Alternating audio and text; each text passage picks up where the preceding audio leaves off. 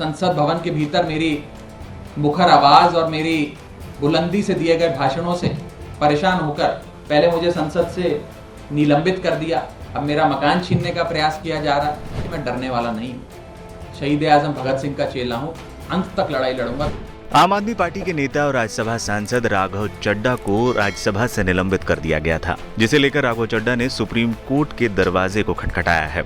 राघव चड्ढा को 11 अगस्त को राज्यसभा से निलंबित कर दिया गया था। बता दें, राघव चड्ढा के खिलाफ 4 सांसदों ने विशेषाधिकार के उल्लंघन को लेकर शिकायत की थी, जिसके बाद उन्हें राज्यसभा से निलंबित कर दिया गया था। राघव चड्ढा पर आरोप है कि उन्होंने 5 सांसदों की सहमति के बिना उनका नाम सिलेक्ट कमेटी के लिए प्रस्तावित किया था। उन्होंने इसके लिए साइन किए थे। अभी तक ये मामला संसद की विशेषाधिकार कमेटी के पास है।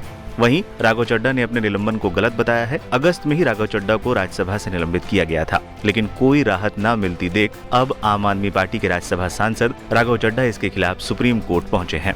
जब मन चाहा किसी सांसद को सस्पेंड कर दी, जब मन चाहा किसी सांसद का घर छीन लिया, जब मन चाहा विपक्ष के किसी नेता को पकड़ के जेल में डाल दिया, जब मन चाहा किसी के घर पे रेड डाल दी।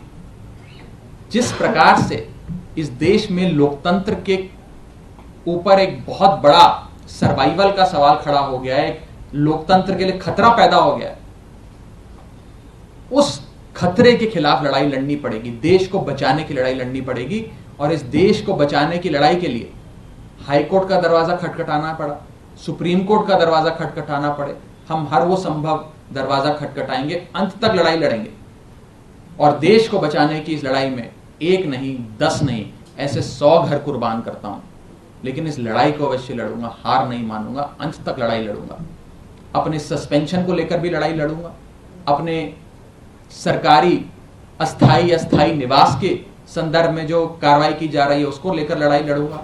इससे पहले राघव चड्ढा ने राज्यसभा सचिवालय को उन्हें आवंटित सरकारी बंगला खाली करने से रोकने वाला अंतरिम आदेश रद्द करने की निचली अदालत के फैसले को मंगलवार को दिल्ली उच्च न्यायालय में चुनौती दी थी। राघव चड्ढा के वकील ने कहा था कि संसद सदस्य को एक नोटिस दिया गया और बंगला खाली कराने की कार्रवाई जारी है। दरअसल ट्रायल कोर्ट के फैसले के बाद राघव चड्ढा नाखुश दिखे थे और उन्होंने बड़े बंगले के लिए हाईकोर्ट का रुख किया था। ट्रायल कोर्ट ने कहा था कि राघव चड्ढा के पास पंडारा रोड स्थित सरकारी टाइट 7 बंगले पर कब्जा जारी रखने का कोई अधिकार नहीं है।